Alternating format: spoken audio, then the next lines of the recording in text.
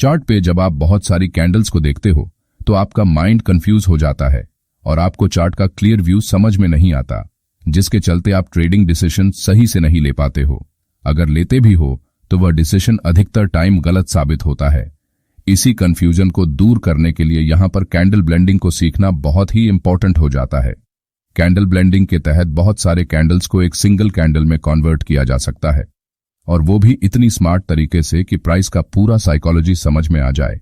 आज की वीडियो में हम बात करेंगे कैंडल ब्लेंडिंग टेक्निक के बारे में। ये टेक्निक न सिर्फ आपके चार्ट को साफ करती है बल्कि आपके डिसीजन मेकिंग को भी नेक्स्ट लेवल पर ले जाती है। सबसे पहले हम समझते हैं कैंडल ब्लेंडिंग होता क्या है। सोचिए, अगर आपको चार्ट पर आने वाले हर उलझे हुए कैंडल्स के पैटर्न को एकदम साफ और आसान तरीके से समझने का तरीका मिल जाए, जहां 2, 3 या 4 कैंडल्स को देखकर आप तुरंत ये पकड़ सकें कि मार्केट आगे किस डायरेक्शन में जाने वाला है। कैंडल ब्लेंडिंग एक ऐसी आर्ट है जो आपको प्राइस एक्शन को गहराई से समझने में मास्टर बना सकती है। तो इस वीडियो को अंत तक जरूर देखिएगा, क्योंकि जो आज आप इस वीडियो से सीखेंगे वो आपके ट्रेडिंग के नजरिए को पूरी तरह बदल सकता है। कैंडल ब्लेंडिंग का सिंपल मतलब है 2 या 2 से अधिक कॉन्सेक्यूटिव कैंडल्स को एक साथ मेंटली ब्लेंड करना, यानी उनका एक इमेजिनरी सिंगल कैंडल बनाना। इससे हमें कॉम्प्लिकेटेड स्ट्रक्चर को सिंप्लीफाई करने में मदद मिलती है और हम यह आसानी से देख पाते हैं कि मार्केट में बायर्स और सेलर्स के बीच में असली कहानी क्या चल रही है। अब सवाल यह उठता है कि कैंडल ब्लेंडिंग क्यों जरूरी है। देखिए, जब चार्ट्स पर बहुत सारी छोटी छोटी या ऑपोजिट कैंडल्स बनती हैं तो हम असली मोमेंटम या प्राइस स्ट्रेंथ का अंदाजा नहीं लग पाते हैं। लेकिन जब आप इन कैंडल्स को एक साथ मेंटली ब्लेंड करते हैं तो एक क्लियर और डिसाइसिव कैंडल उभर कर सामने आती है, जिससे यह तय करना आसान हो जाता है कि मार्केट में बायर्स का कंट्रोल है या सेलर्स का। चलिए एग्जाम्पल के द्वारा इसे समझते हैं। यहां हमारे पास चार्ट पर सपोर्ट एरिया के पास यह 2 कैंडल्स है, लेकिन यह बेरिश है या फिर बुलिश है, यह जानने के लिए हम इन दोनों कैंडल्स को ब्लेंड करेंगे। सबसे पहले हमें फर्स्ट कैंडल की ओपनिंग प्राइस लेनी है और सेकंड कैंडल की क्लोजिंग प्राइस लेनी है। यहां कैंडल की ओपनिंग प्राइस ऊपर है और क्लोजिंग प्राइस नीचे है, जिससे इन दोनों लाइंस को मिलाकर एक रेड कैंडल की बॉडी बनती है।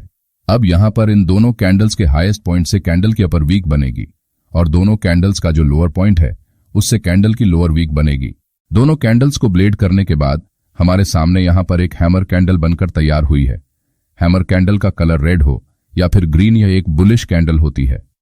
इससे हमें क्लियर सिग्नल मिलता है। ठीक इसी तरह हम 3 कैंडल्स को कैसे ब्लेंड करेंगे, इसको समझते हैं। चार्ट पर यहां रेजिस्टेंस एरिया के पास यह 3 कैंडल्स है, जिसमें पहली कैंडल बुलिश है, दूसरी कैंडल भी बुलिश है तथा तीसरी कैंडल बेयरिश है। सबसे पहले हमें फर्स्ट कैंडल की ओपनिंग प्राइस और थर्ड कैंडल की क्लोजिंग प्राइस लेनी है।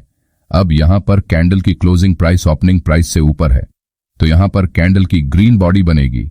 अब यहां पर इन तीनों कैंडल्स के हाईएस्ट पॉइंट से कैंडल की अपर वीक बनेगी और तीनों कैंडल के लोवेस्ट पॉइंट से कैंडल की लोअर वीक बनेगी। इन तीनों कैंडल्स को ब्लेड करने के बाद हमारे सामने एक इन्वर्टेड हैमर कैंडल का फॉर्मेशन होता है, जो कि एक बेयरिश कैंडल है। अब हम जानते हैं कि चार्ट पर बहुत सारे कैंडल्स को आपस में कैसे ब्लेंड किया जाए, जिससे कि प्राइस के असली बिहेवियर को आसानी से समझा जा सके। इस चार्ट में अगर हम यहां पर प्राइस को देखें तो प्राइस यहां पर ऊपर साइड की तरफ गया, फिर यहां से एकाएक नीचे आ गया, फिर यहां से प्राइस ऊपर की तरफ चला गया। यानी यहां पर मार्केट टोटली हमें कंफ्यूज कर रहा है कि आखिर हमें करना क्या है, बाय करना है या सेल साइड की तरफ जाना है। इस प्रॉब्लम को सॉल्व करने के लिए हम यहां पर कैंडल ब्लेंडिंग टेक्निक्स को यूज करके चार्ट को समझने की कोशिश करेंगे। सबसे पहले हम यहां पर फर्स्ट कैंडल को ओपनिंग प्राइस को लेंगे और लास्ट कैंडल की क्लोजिंग प्राइस को लेंगे, जिनको मिलाने के बाद हमें कैंडल की बॉडी मिलती है। इन सभी कैंडल्स में जो हाईएस्ट पॉइंट होगा वह हमारा कैंडल का अपर वीक बन जाएगा और यहां पर जो सबसे लोवेस्ट पॉइंट होगा वह हमारा कैंडल का लोअर वीक बन जाएगा। अब यहां पर हमारे सामने एक inverted hammer candle stick pattern बनकर तैयार हो गई है। अब जैसे ही अगली कैंडल हैमर कैंडल के नीचे क्लोज करे, हम यहां पर सेल ट्रेड इनिशिएट कर सकते हैं। अब हम जानते हैं कि कैंडल ब्लेंडिंग करते समय किन बातों का ध्यान रखना चाहिए। की लेवल सपोर्ट और रेजिस्टेंस के पास कैंडल ब्लेंडिंग का रिजल्ट ज्यादा एक्यूरेट होता है। लिक्विडिटी स्वीप के बाद इससे हमें एक स्ट्रांग कॉन्फर्मेशन मिलता है, जैसे कि क्या ये रिजेक्शन स्ट्रांग है, क्या बायर्स ट्रैप हुए हैं, क्या ये प्रॉपर रिवर्सल सिग्नल है। कुछ स्मार्ट ट्रेडर्स यानी स्मार्ट मनी कॉन्सेप्ट्स के साथ ब्लेंडिंग का यूज करते हैं, ताकि इंटरनल कैंडल स्ट्रक्चर समझा जा सके। हिडन कैंडलस्टिक पैटर्न्स दिखते हैं, जैसे कुछ टाइम फ्रेम्स में हैमर नजर नहीं आता, लेकिन ब्लेंडिंग करने पर वो क्लियरली हैमर बन जाता है। Multi time frame analysis. Lower time frame की कैंडल्स को ब्लेंड करके आप हायर टाइम फ्रेम का व्यू ले सकते हैं, वो भी बिना टाइम फ्रेम चेंज किए। बोनस टिप, ब्लेंडिंग और स्मार्ट मनी कॉन्सेप्ट।